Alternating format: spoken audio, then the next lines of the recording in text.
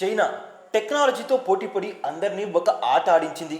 కానీ ఇప్పుడు వైరస్ బారిన పడి ప్రపంచాన్ని వణికిస్తుంది. వైరస్ అన్న మాట మన చెవిన పడితే ఠక్కున గుర్తొచ్చే పేరుగా చైనా అయితే మారిపోయింది. వైరస్ బారిన పడి చేసిన విలయ తాండవం మామూలుది కాదు చైనా. సరిగ్గా 5 ఏళ్ల క్రితం కోవిడ్-19 అనే ఒక వైరస్ యావత్ ప్రపంచాన్ని అతలాకుతలం చేసింది. ఇక ఈ వైరస్ మహమ్మారి విపత్తులాగా వ్యాపించి ప్రపంచం మొత్తం మీద 70 లక్షల మంది ప్రాణాలను అయితే పొట్టన పెట్టుకుంది. ఇప్పుడు చైనాలో ఆనాటి పరిస్థితులే పునరావృతం అవుతూ కనిపిస్తున్నాయి. చైనాలో ఊర్లకి ఊర్లు కోవిడ్-19 దెబ్బకు ఏ విధంగా అయితే తల్లకిందులయ్యాయో అవే పరిస్థితులు ఇవాళ మళ్ళీ పునరావృతం అవుతున్నాయి. చైనాలోని ప్రతి ఊరు వాడ అంతా కూడా బిక్కుమని కాలం గడుపుతున్నారు. సోషల్ మీడియాలో చైనా వాళ్ళు ఫేస్లకి మాస్కులు ధరించి పీపీ కిట్లు వేసుకుని మళ్ళీ చైనా రహదారుల్లో దారుల్లో తిరుగుతూ కనిపిస్తున్నారు. అలానే హాస్పిటల్ ఫుల్ అయిపోతున్నాయి, శ్మశానాలు నిండిపోతున్నాయి అన్నట్టుగా అయితే సోషల్ మీడియాలో ఎక్కువగా మనకైతే వార్తలు విజువల్స్ అయితే కనిపిస్తున్నాయి. ఇక ఈ దృశ్యాలు చూసి ప్రపంచం మొత్తం ప్రాణాలు అరచేతిలో పెట్టుకొని చూస్తున్నారు. ఇది కూడా కరోనా వైరస్ లాగా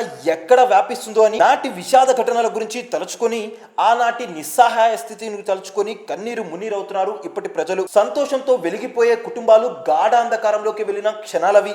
ఒకరికి ఆశ్రయం ఇచ్చే చేతులు నిరాశ్రయులైన సందర్భం అది. కోట్ల మేడలు కూడా పేక మేడలా కూలిపోయి మైనపు బొమ్మల్లాగా కరిగిపోయిన రోజులవి. సంపద మొత్తం మైనంలాగా కరిగిపోయిన రోజులవి. లోగ్ మిల్తే హై జూల్తే హై జబ్ తక్ 4 పైసే రహతే హై జనాబ్. అయిన వాళ్ళ అందరూ ఉన్నా కాని వాళ్ళలాగా కాటికి చేరిన రోజులవి. మట్టిలో కలిసిన క్షణాలవి. గుండెలు బద్దలయ్యేలాగా దేహం మొత్తం దుఃఖంతో దిక్కులు పిక్కటిల్లేలా రోధించిన సమయం అది. మనం ఈ భూమి మీదకు వచ్చిన మొదటిసారి చూసిన ముఖాలని చివరి చూపుకు నోచుకోలేనటువంటి సందర్భాలవి. అయితే ఇంత భయానక వాతావరణానికి కారణమైనది ఆ వైరస్ కోవిడ్-19. ఇప్పుడు అదే వైరస్ కి రీఇన్కార్నేషన్ పునర్జన్మలాగా హెచ్ఎంపివి అనే ఒక వైరస్ అయితే చైనాలో అతలాకుతలం చేస్తున్నటువంటిది అక్కడ ప్రజలందరినీ కూడా. అయితే ఇంత భయానక వాతావరణానికి కారణం మళ్ళీ ఆ వైరసే. కాకపోతే ఈసారి పేరు మార్పు అంతే.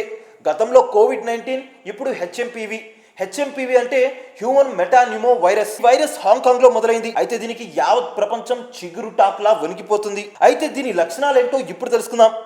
రెస్పిరేటరీ ఇల్నెస్ అండ్ ఫ్లూ అంటే శ్వాసకోశ సంబంధిత వ్యాధి అన్నమాట. లంగ్స్ బాగా ఎఫెక్ట్ అవుతాయి అండ్ జ్వరం లాంటి సింటమ్స్ కూడా ఉంటాయి. సేమ్ కోవిడ్-19 లాగే ఇది కూడా ఎవరిపై ప్రభావం చూపుతుందంటే చిన్న పిల్లలు అండర్ 5 ఇయర్స్ అండ్ పెద్దవాళ్ళు 65 ఏళ్లు దాటిన వాళ్ళపై ఎక్కువగా ప్రభావం చూపిస్తుంది. అలానే ఇమ్యూనిటీ సిస్టమ్ ఎవరికైతే వీక్ గా ఉంటుందో వాళ్ళనైతే పట్టి పీడిస్తుంది ఇది కూడా.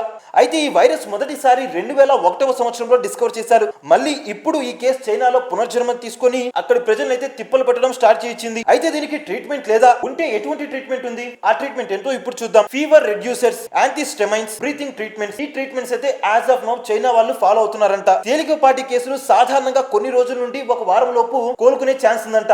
జటిలమైన కేసెస్ అయితే మినిమం ఒక 15 డేస్ లోపు అయితే క్యూర్ అయ్యే ఛాన్సెస్ అయితే ఉన్నట్టుగా తెలుస్తుంది. ఈవెన్ ఇఫ్ ఇన్ కేసు మొత్తం కూడా క్యూర్ అయినా కానీ మనకి ఎక్కడో ఒక చోట దగ్గు లాంటి సిమ్టమ్స్ అనేవి చాలా లాంగ్ స్పాన్ వరకు మనతో పాటు కంటిన్యూ అయ్యే ఛాన్సులు అయితే ఉన్నాయంట. అయితే ఇదంతా నాణానికి ఒకవైపు సోషల్ మీడియాలో చూసి ఈ వైరస్ గురించి మనం శోధించి చెప్పిన విషయాలు. On the other side of the coin China ఇంకా దీని తీవ్రతను బయటపడలేదు. డ్రాగన్ ఏ విధంగా అయితే కరోనా అప్పుడు తన బుద్ధిని చూపిందో ఇప్పుడు కూడా అలానే చేస్తుందా అన్న సందేహాలు కూడా ఉన్నాయి. అలా చేసే అవకాశాలు కూడా లేకపోలేదు.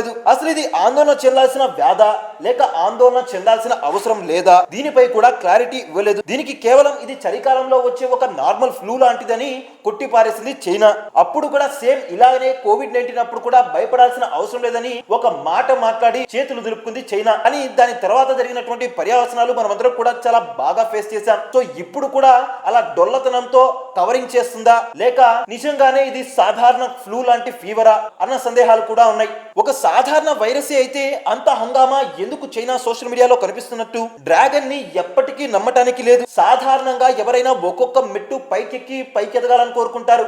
కానీ చైనా దాన్ని పాలిస్తున్నటువంటి నాయకులు ఒక్కొక్కరిని తొక్కి పైకి రావాలనుకునే రకం. సో అటువంటి వాళ్ళని నమ్మే అవకాశం, పాసిబిలిటీస్ అస్సలు తీసుకోమాకండి. మరోపక్క WHO వరల్డ్ హెల్త్ ఆర్గనైజేషన్ కూడా ఎక్కడా దీని గురించి సరిగా స్పందించలేదు. చైనా చెప్పిన మాటనే తమ మాటలాగా ముందుకు తీసుకొచ్చి మాట్లాడుతుందే తప్ప దీనిపై క్షుణ్ణంగా డేటా తీసుకురావడం, ఆ ఇన్పుట్స్ ని పరిశీలించడం, రిజల్ట్స్ ఎలా ఉన్నాయి, ట్రీట్మెంట్స్ ఎలా చేస్తున్నారు, ఎంతమంది ఎఫెక్ట్ అయ్యారు, ఇవన్నీ ఏమీ పట్టించుకోకుండా WHO కూడా చైనా పాడిన పాటనే నొక్కి ఒక్కానిచ్చి పాడుతుంది. పక్కనే ఉన్న దేశం భారత్, మన ఇండియా.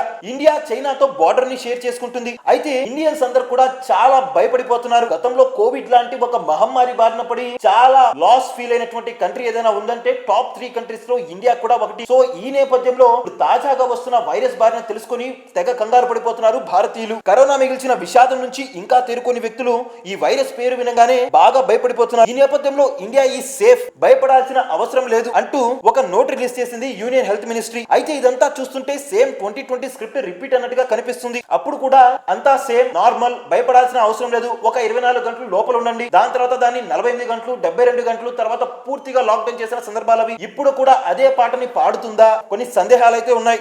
అయితే ఏది ఏమైనా మన జాగ్రత్తలో మనం ఉండాలి. సో వ్యూవర్స్ అందరూ కూడా హెల్తీ ఫుడ్ ని తీసుకుంటూ అవసరమైతే తప్ప, అత్యవసరమైతే తప్ప బయటికి వెళ్లకుండా, బయటికి వెళ్ళినా కూడా మాస్కులను ధరించి తప్పకుండా సోషల్ డిస్టెన్సింగ్ చేసుకుంటూ సాధ్యమైనంత వరకు అవాయిడ్ చేయమని చెప్తున్నాను. సో మీరందరూ కూడా చాలా జాగ్రత్తగా ఉండండి. గోటితో పోయడానికి గొడ్డల్లాగా తెచ్చుకోకండి. Prevention is better than cure. దీన్ని మళ్ళీ వ్యక్తిలోకి తెచ్చుకొని గత అనుభవాల్ని పునఃపరిశీలించి మీ వంతు కృషి మీరు చేసి మీ వంతు జాగ్రత్త మీరు తీసుకుంటే దాని తర్వాత దానికదే మొత్తం కూడా సర్దుకుంటాయి. ఈ హెచ్ఎంపీవీ వైరస్ పై మీ అభిప్రాయం ఏంటో, అలానే దీనిపై చైనా వ్యవహరిస్తున్న తీరుపై మీకు అనుమానం ఉందా, సందేహాలు ఉన్నాయా, వాటిపై కూడా కింద కామెంట్ అయితే చేసేయండి.